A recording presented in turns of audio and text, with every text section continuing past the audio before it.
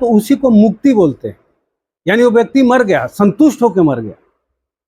हाँ, तो मेरे समझ में ये आया कि एक तरीका तो वो था जो जंगलों में जाके तपस्या करिए और पूरे संसार से वैराग्य हो जाइए और अपने आप को बस परमात्मा के साथ जोड़ दीजिए और उसी में आनंद की अनुभूति कीजिए और मोक्ष को हासिल कर लीजिए। दूसरा, नेटवर्क बिजनेस को जब मैंने समझा, आरसीएम को समझा, तो मुझे लगा कि यार वो चीज तो ये एक धरती पे एक नए तरीके से आ गया जो संतुष्टि दे सकता है। मैं आपको 2-4 एग्जाम्पल दूंगा, क्या वो व्यक्ति मोक्ष की अनुभूति कर रहा है कि नहीं कर रहा है। आरसीएम बिजनेस में बहुत सारे लोग कामयाब हैं सर। ये तो अभी यहाँ 50,000, 25,000, 30,000 की बात हो रही है।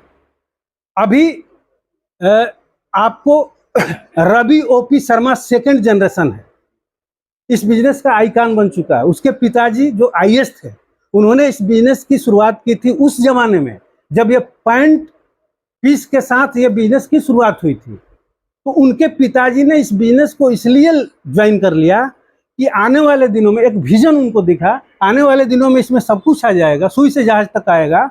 और आज मैं शुरुआत इसकी करता हूँ, तो ये आने वाले समय में जब मैं इस दुनिया में नहीं रहूँगा तो मेरा जो जनरेशन है वो पैसे के लिए, समय के लिए और आर्थिक सुरक्षा के लिए मोहताज नहीं होगा।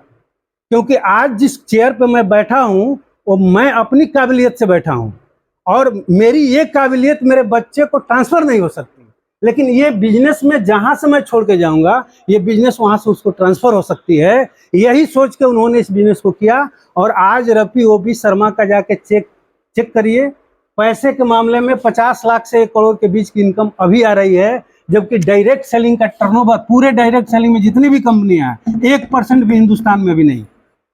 अभी इसकी शुरुआत है, मान के चलिए। तो अभी शुरुआत है और लोग 50 से 1 करोड़ रुपए महीने की इनकम ले रहे हैं। और करना क्या है अब उनको? करना कुछ नहीं है सर।